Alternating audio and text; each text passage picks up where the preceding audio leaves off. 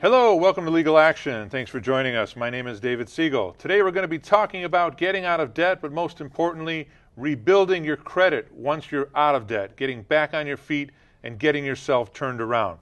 Joining me, as always, is my co-host, Jesse Barrientos. Jesse, welcome to the show. Thanks, Dave. Appreciate it. How are you tonight? Excellent. How about yourself? I'm doing well. Now, Jesse, you cover a lot of bankruptcy matters. You've helped a lot of people get out of debt, whether it be Chapter 7, Chapter 13. The one burning question on most people's mind before they even hire you, just during the initial consultation, is when or if will I ever be able to get credit again, because I've got to have credit to function in life, whether it be plastic, an auto loan, or a mortgage. Correct? That's the correct question. The truth is you really don't need those things. It takes a really disciplined person to be able to avoid the pitfalls that, a lot of the credit card companies kind of want you to fall into. Well, they think they need it because it's been their way of life. They've Exactly always right. used the plastic. They've always had an auto payment. They've always had a mortgage maybe, and they don't want to think about living without that convenience of plastic. So it's scary. It is a little bit scary, and it's funny that you mentioned that, and we just happen to be here today. I don't know if we can. No, we can't. We don't have a close-up here on these cufflinks. Maybe we can get that a little bit later. But basically, you see pretty much what it is. It's somebody's in a stock and shackles and chains. And sometimes, I wear those things just to kind of remind me that people can free themselves from the bonds of the heavy load of debt and everything that's on their shoulders and on their family shoulders that causes an amount of stress, and that causes anxiety, and that causes arguments and fights within the family and everything else. You don't have to deal with it, and that's why debt relief has been, that's why we have a debt relief valve here, a system to be able to discharge those kind of debts. Yeah, well, it goes all the way back to the Bible. The United States, when it was formed, adopted it as part of their Constitution, Article 1, Section 8. So, yeah, people should not be debt-ridden for an extensive period of time. There is help available.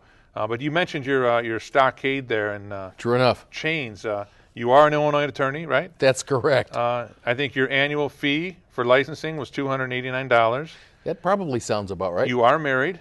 That is correct. You do pay for license plates. You do pay for your driver's license. True I mean, enough. you're kind of a slave to the whole system as well. You do pay taxes. So We pay taxes. And since we don't have children, we pay taxes on a school system. But, hey, it all works out. It's like an actuary. It all works out in the bigger picture, I suppose. Oh, yeah. Many a football field have I helped cultivate, if you know what I mean. And many a brick has been put into a school that I will never step foot in. But that's the system that we have. That's correct. What's worse is if you go to if you have children, you send them to a private school, you're paying twice.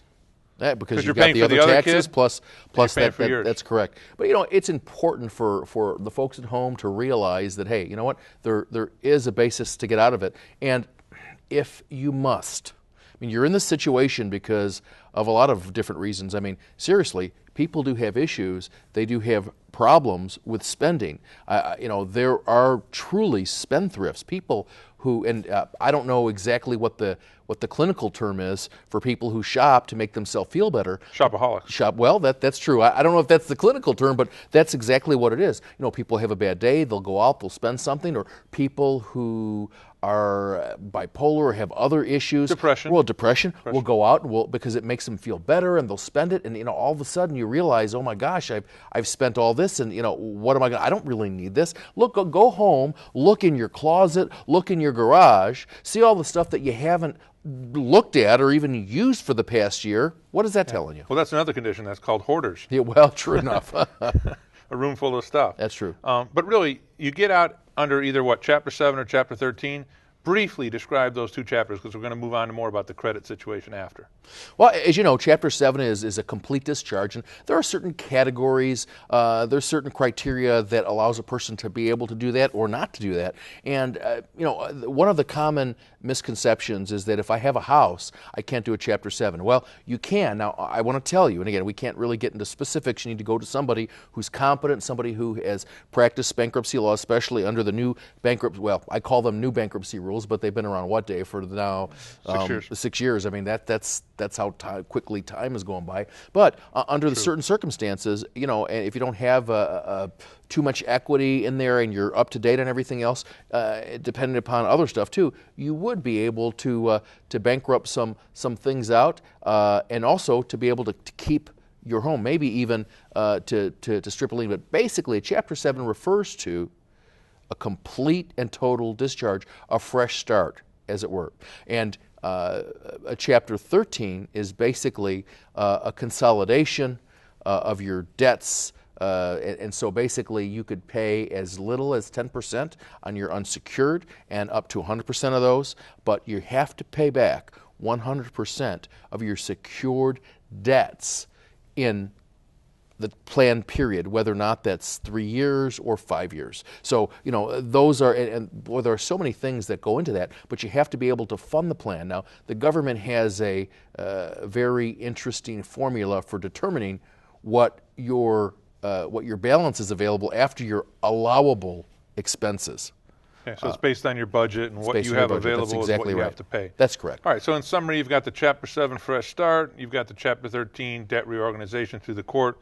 They both effectively eliminate either all or a portion of your debt. And then, of course, the underlying question here is what we're going to get to right now, is credit after bankruptcy is over. That's what everybody wants to know about. So first of all, is it possible? Or is bankruptcy a death sentence for the next 10 years? You know, anything is possible. That's the wonderful thing that, you know, we live in the land of opportunity. We live in America.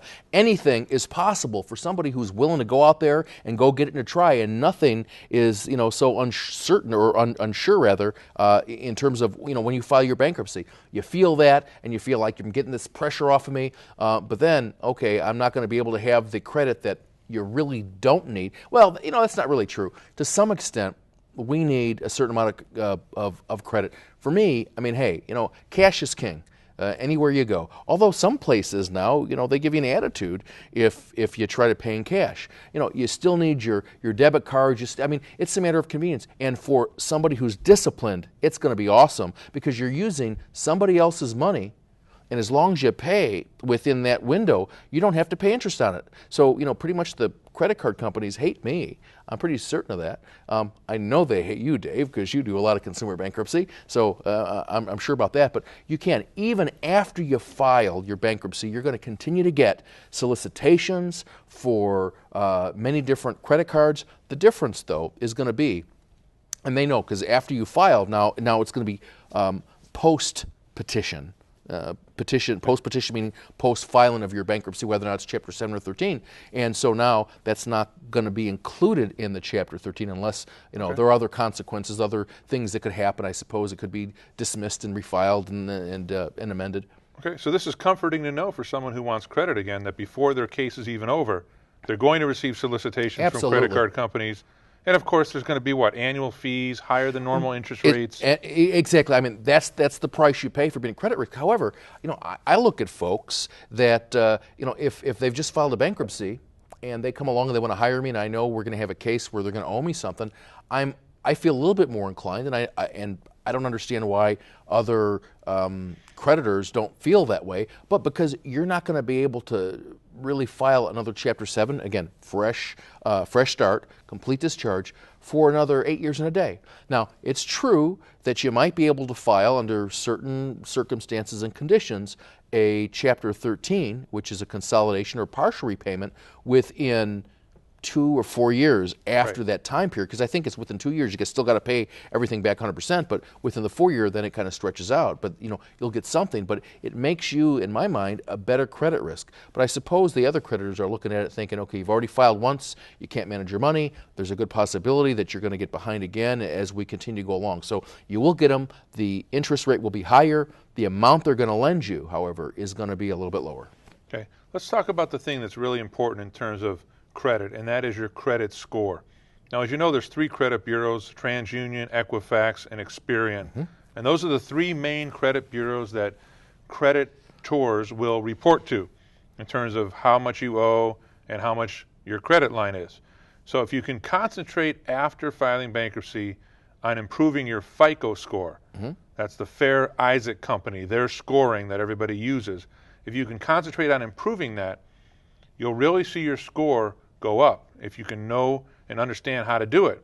So let's first talk about the FICO score, Jesse. The score ranges from 300 at the bottom to 850 at the top. I know when people come to see me for a bankruptcy case, they might have good credit in terms of the number, right, even though they're carrying a ton of debt. That number is going to go down after they file a bankruptcy, and again, that's the price you pay, but you can rebuild it up. You can rebuild it up, but also even looking even before that, there are so many things that are important, like debt to income ratio. I mean, that's true too. If you're going to buy a house, or any piece of real estate, they're going to look at, okay, what's your net worth? What are you making? What bills do you have? What is your history of paying those particular bills? And if your debt to income ratio is out of skew, it doesn't take a real Einstein to know that, hey, listen, yeah, well, there's a problem here. Right. Now the scoring is ever changing, but at the time that we're filming this today, I want to go through what makes up that FICO score, okay? 35% of the FICO score, if you can imagine a pie chart, is your payment history, okay? How you make payments, whether they're on time, whether they're late. And here's the thing, they might give you, just for folks at home, and I've heard so many people, even family, talk about this. Oh, you ask them, oh, when is your mortgage due? Oh, it's on the 15th. No, it's due on the 1st. You have a grace period. You know what? I don't play that game. Pay it when it's due. Yeah, and we're just passing the 1st right now, so right, a lot of people exactly need to pay that Sorry, mortgage. Folks at home, but hey, pay it when it's due, all right? Okay. Another thing is the amount owed on all of your debts makes up an additional 30% of that pie chart. So 65% we're already at. We're over 50 on what that percentage is. Yeah. So think of it that way. 65% of your FICO score is who you owe and how you pay. Right. Okay, that's the majority of your FICO score. So if you can concentrate in those two areas, you can improve. Let's move on further. Length of credit history, how long you've had the credit, makes up 15%, which is a small portion, but the longer you've had your credit, the better your score will be. 10% is new accounts. So they look at what's happened recently. So if you just get a bunch of accounts. Yeah, because, hey, listen, you can get 20% off, Dave, if you sign up for this credit card with our department store today. Really? I'm buying $35 in clothes. Okay, I really don't need the $3 or the $6, $7, whatever it is. So be aware of that. I mean, people think, oh, I'm going to save something. That's only your first purchase. Now, it might be a deal if you're going to buy, $3,500, $5,500 worth of furniture. Hey, that might be an issue. That might be something to look at. Yeah. And then the last 10% of the pie chart is your credit mix, meaning percentage of credit cards versus installment plans, mortgages, autos, things like that. So you can see that 65%, if we go back to that number, is how much you owe and how you pay. So those are the things that you need to consider after filing, or even before filing, if you don't need to file, getting that dollar amount down in terms of how much you owe and getting your payments on time, at least making those minimums. Right. Well, but essentially keeping things under control. I mean, what's really recommended, and I know that you've written a book on repairing your credit. It's important for people. I mean, you have to start somewhere. You have to start usually at the beginning is a good place. When you look at, hey, listen, you need to get a snapshot of what your history and what your situation is. So I need to get that budget together. I need to know, hey, listen, what do I really make? And it surprises me when I talk to people and I ask them, okay, how much do you make? All right, $15 an hour. Okay, yeah, true. You answered my question, or $12 or $8.50 or whatever. No, okay. How much you make a year? Well, I don't know. Yeah. All right, okay. What are your monthly expenses? Don't know. You need to get a handle on that, because if you don't know that, it's really easy when you go out and you buy, and I'm not going to mention the place, but when you buy coffee, and it's $4 or $5 for coffee, or even a couple bucks for coffee, and it's cool. I understand. Hey, we. You're not talking about McDonald's, I drink coffee. No, I'm not talking about any of our wonderful corporate sponsors out there, Dave. Yeah. But when you go out there and you spend that, it adds up. Okay, let's just take it the very basic level. If you spend $3 or $2 a day on coffee, and you work 5 days, and we know you're going to drink coffee more than the 5 days, but just say the 5 days. That's $10. All right, $10 a week. right? Well, you said $3 a cup. Or $3. So That's 15. What, 15? And now, multiply that times how many weeks in a year, Dave? 52? 52. So that adds up. It does. It's hundreds of dollars. It's about $720 Right. if you have 1 cup of coffee a day. If you for look $2 at that, a day. I mean, cigarettes, you look at that too. I mean, look at any of the other things. I mean, it's true, and these these are all legal things. They are, but again, you need to know what you're spending your money on. So you need to know, okay, listen, this is what I have. This is what I'm expending, and I just have to tell you that, hey, listen, if you're spending, and that's the problem, that's why we have a lot of bankruptcy here. If you're spending a whole lot more than you're making, there's a problem. You need to adjust it. That means, hey, guess what? You go to the cheapies, for $3 or whatever, and you don't go out and you don't spend, $100 for movie night or whatever. You need, people need to be more responsible and take control back over their lives so that, they don't fall into the pitfalls of what the credit cards kind of propagate out there. Well, I think you're alluding to basically good budgeting. That's exactly right. And a lot of times that people first look at their budget when they go to a professional like you, where they actually have to write down and consider what they spend and what they make.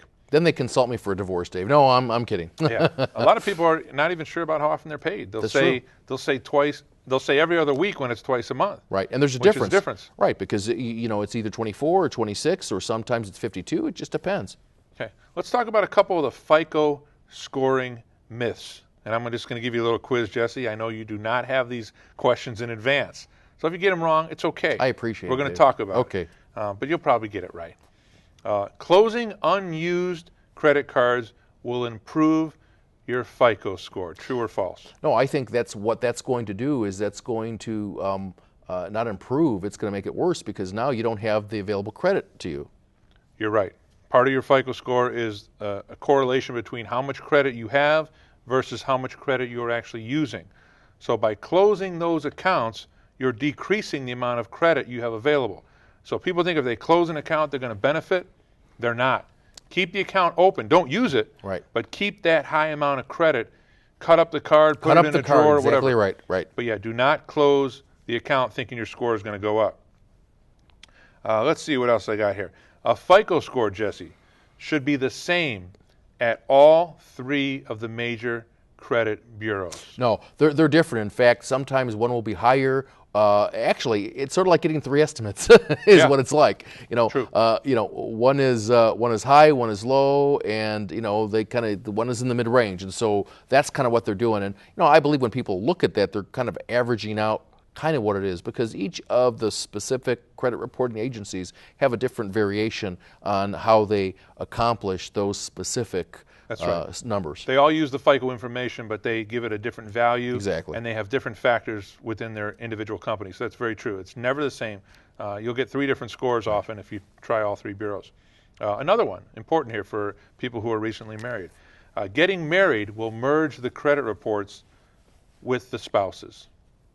True or false? No, I think that's false. You're going to stand on your own. That's right. It is. That's what you've done, and so you're on your own. That's why sometimes when people go to buy real estate, they won't want the other spouse on there because their score is so bad, and what it's actually going to bring down your ability to be able to get a better and more competitive mortgage rate. Right. The only thing that would affect both spouses is if it's joint debt. If they both sign on a mortgage, that would be different. Or sure. a car. Yeah. But you're right. Think of their individual Social Security numbers. That's what governs the credit score, the Social Security number and the credit. Okay, another one here for you. Consumers who check their own credit scores will create an inquiry at the credit bureau, which will actually affect their score to the negative. No, you're actually entitled to certainly getting a free credit report at least once a year. It's important that you monitor it. What they're looking for are people, consumers buying things. And so, for example, if I go in to buy a new car and they run my credit score, that's going to be a little bit different than me getting my own credit score. When you go and you want to buy some furniture and they run your credit, that's going to be a little bit different because you're running this credit, and so that kind of sends a red flag. But you are also entitled to know who has run your credit score, in the past, and so that's what you're entitled to within that free, certainly, credit score that you can get every year. And that's at annualcreditreport.com. Once a year, an individual can pull each of the 3 bureaus for free. Right. Now, some people pull them all at once a year. What I recommend is pull one every 4 months if you're monitoring This way it. it's right. It's out throughout the whole year. Exactly That's right. You keep a track on it. Last one here, and this one is an easy one, which is the one you'll probably flub, right? Of course. That's how it But always you've works. done great so far. All right, Perfect, excellent. in fact. Annual household income is part of the calculation of the FICO score. You know, Now think about this before you answer. Household income, no, it's not going to be because Part of the FICO score. when I fill out, unless it's a joint credit card, if I fill out the information, it's based upon my information. So how would they possibly know what the annual household income is? And I'm probably going to screw this up, but I'm going to say that no, it's not going to be calculated. you are correct. It's a perfect score. Your annual income has nothing to do with it. Nothing to do with it. It's all about those items that I talked about, those 5 different things that make up the pie chart. So it really doesn't matter what you're making in terms of FICO. It's how you handle the credit, who you owe, how much you owe, how often you pay, those kind of things. So if you can master those areas after a bankruptcy, whether it be a 7 or 13, you can improve your credit score. And it's important for folks to know, too, that your credit score, unfortunately, impacts so many different things. For example, and I don't know how long it's been since I've discovered that, but it's, even your car insurance and your, the insurance that you pay. Now, it boggles my mind to no end to know how that has, an inverse impact, or why it would have an adverse impact. I mean, hey, I pay my insurance premium, and it is what it is. So for me to get a better rate was determined. I think it's just another way to be able to make some money. I mean, that's just, my personal opinion. Yeah. An important topic I wanted to talk about, Jesse, is that the fact that foreclosure, because we're still in a foreclosure crisis. Absolutely. Here, the fact that a foreclosure case is filed or hits the credit report, a lot of people feel that that is the worst thing in the world, the fact that the foreclosure has hit the credit report. And what I wanted to let everybody know, and you know, that the actual filing of the foreclosure is not the most damaging thing on the credit report. It's the run-up to the foreclosure, what's happened in the 6 months previously that affects the credit more than the actual filing of the foreclosure. Right, because it's the filing of foreclosure, there's no judgment. Okay, but you're right, exactly right, because you have that history. You haven't paid, and so it's reported. You haven't paid, so it's reported. You haven't paid, and so it's reported. You could liken that to anything else. Is it going to make a difference if you file a case against me because I owe you money? No, there's no judgment. Now, if you file a memorandum of judgment, that's a different matter, because now you've kind of split it of record. So, but you're absolutely right, because it's the things that you've done. What you do now is going to determine what you're going to be able to do 2 years from now. And as you know, if you just take these few steps and you make payments on time and you deal with those two issues that comprise 65%. And what were they again, Dave? They were the amount you owe. The amount you owe. And your payment history. And your payment history. And so, if you're able to bring down, now, theoretically, all right, if you're doing a bankruptcy, let's just take a Chapter 7. All right, now I've wiped everything out of my Chapter 7. Right. So I'm getting a fresh start. Now, and I see this again, and it pains me. Now, and there are many reasons, Dave, why that happens. Okay, it could happen because of a divorce. It can happen because of a loss of a job. It can happen because of an illness or some unforeseen catastrophic consequences. Divorce. Well, yeah, I mentioned that. I mean, it's part of it. Those kind of things. All right, but now we've got a fresh start. So, and too many times people fall back into that habit and that pattern. So theoretically, at your discharge, hey, everything's wiped out.